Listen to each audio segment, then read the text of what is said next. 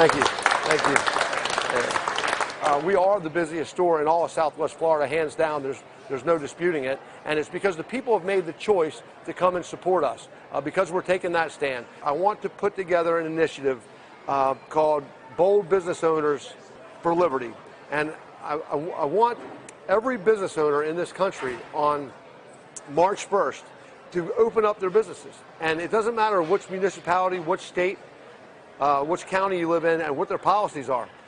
We are all protected under the same rights of the Constitution, our God-given rights. For them to tell us that someone has to wear a mask in your store, or that you're not allowed to be open, or that you're not essential, or that you don't have a right to earn a living for you and your family, that's insanity. I'm willing to lay it all on the line. I've built my business up to an amazing business, 3,200 employees, and I'm willing to put it all on the line. And I'm asking every business owner out there, this is the time right now. If not now, then when? And if not who? If not, who's going to do it? We have to do it. We the people have to take our stance right now. Hi, my name is Alfie Oakes. I'm the owner and founder of Seed to Table grocery store here in Naples, Florida, the happiest place in the world. I always like to say I've lived the American dream. When I was 15 years old, I started selling produce out of the back of a pickup truck at the Cape Coral Bridge. Before that, my father had a little open-air market that I grew up from the time I was 5, 6 years old, working at his small store. But I went out in business for myself when I was 15, and had one employee, and actually he still works for me today. I was first-generation farmer, but I grew up around the fresh fruits and vegetables. So you come in and you see all this amazing fresh fruits and vegetables, about 100 items a day coming in from our farm.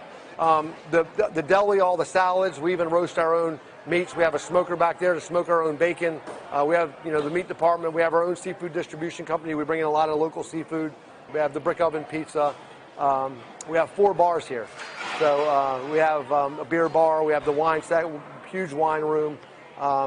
It is, I've heard people say it's like a Disneyland for grown-ups. When I did design and build the place, I built it as a place of community. I had this vision if I could actually do all of it, if I could grow it, if I could distribute it, if I could haul it, harvest it, the whole 9 yards. And that's what our Seed to Table name is, just that. We have 3,000 acres of farmland. I was first-generation farmer. We have processing facilities where we process food, we pack it. We have 3,200 employees now. There's some employees that I have that are on the left, but all of my employees here are people that we love. And it doesn't matter what your political affiliation is. That's America. That's the America I grew up in. I don't cancel them. I don't fire them. Our mask policy is that every individual has the right to decide what is best for them. It's that simple. Obviously, if they want to wear a mask, if they feel like they're in danger, they are absolutely welcome to wear a mask. But they've chosen not to. And here we are a year later, when people started really becoming afraid because of the media of this pandemic. Our store became the busiest place in maybe all of the country, maybe South Florida. I don't know. Other stores probably had record weeks at that time, but they were running out of product. I saw pictures with empty shelves everywhere. Our shelves looked like this the whole way through. Our meat department never ran out of meat. We never ran out of milk. I don't even sell toilet paper, and I was bringing in semi-loads of toilet paper. So we had the goods. So first of all, by the national average, with 3,200 employees, I should have had 4.8 people die of COVID, right, with their ridiculous statistics, which I don't think all that people are dying of COVID. They're dying of the same things that they've always been dying of. But if we want to use their ridiculous numbers, then we would say 4.8 people have died. With our employee base, no one's died. 0. At Seed to Table, out of all of our employees. Maybe at the beginning, 25% of us were wearing masks, and then a little bit less as we went on. Now, people are still wearing masks. A handful of employees still are, and that's their personal responsibility. And we certainly applaud anybody. I've said before, if you want to wear a full bodysuit, which is really the best thing to protect you from COVID, then that's fine. If whatever you feel is best for you, as long as any employees, it doesn't impede what they're doing their job, they can wear anything they want here to work to protect themselves. We are the busiest store in all of Southwest Florida, hands down.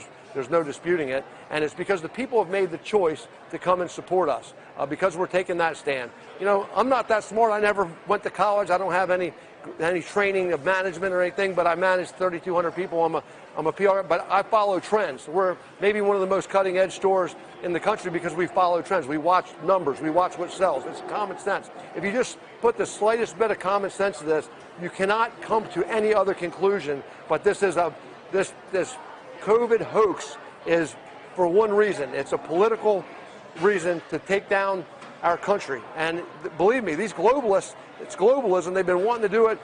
It's not something new. If you read the book, The Naked Communist, came out in 1958. And I asked everybody to go and try to get a copy of it. 1958, The Naked Communist. And if you'd have read that book then, you would have thought it was complete insanity. Every single thing that they said was going to happen in 1958 has happened right now. And if we don't stand up and fight now, then there's nothing worth fighting for. Because it's our kids that are going to pay the price. We can decide what businesses to support. First of all, I don't care if it's liberal-owned small businesses or conservative-owned small business or people that don't care of any party small business, support small businesses, because they're the number one target they're trying to take down. Collectively, small businesses employed more people in this country than the government or than any big company collectively. And they needed to take the power away from that because globalism cannot exist with that. So that's what they wanted to take the power out of. And that is, I believe, the whole reason for this COVID hoax. I want to put together an initiative called Bold Business Owners for Liberty. And I want every business owner in this country on March 1st to open up their businesses. And it doesn't matter which municipality, which state, which county you live in, and what their policies are. We are all protected under the same rights of the Constitution, our God-given rights from the Constitution. The 435 people in Washington, D.C., they don't have any more rights than we do. They're not dictators. This is not a dictatorship here. We need to take our country back. And for them to tell us that someone has to wear a mask in your store, or that you're not allowed to be open, or that you're not essential, or that you don't have a right to earn a living for you and your family, that's insanity. They're all these people are up there on Capitol Hill getting a check every single week. They got plenty of money. So, of course, they're not worried about the small businessman. This, in my opinion, is a ploy to crush all the small businesses. If we wait for these folks, these weak cowards that we have as our elected officials, some of them that are elected fraudulently, to give us our rights, then it's never going to happen. They're not going to give us the power back to open up our businesses, maybe ever. So we have to take it upon ourselves. We, the people, need to make a move right now, and we have to do what we know is right for this country, for our families, for our founding fathers laid it all on the line. I'm willing to lay it all on the line.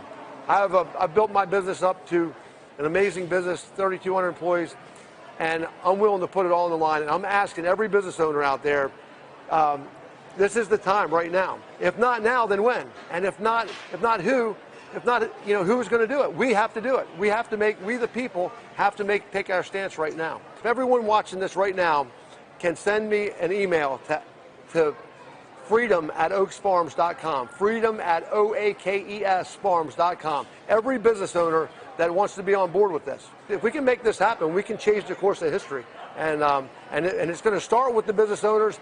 We're going to get lawyers on board. We're going to get lawyers on our team. Anybody that wants to donate to this cause, we're going to get to defend it. So we're this Bold Business Owners for Liberty. We're going to gain the power here, and we're going to protect everybody that wants to save the American dream. What they're trying to do, they're trying to take the American dream away from us.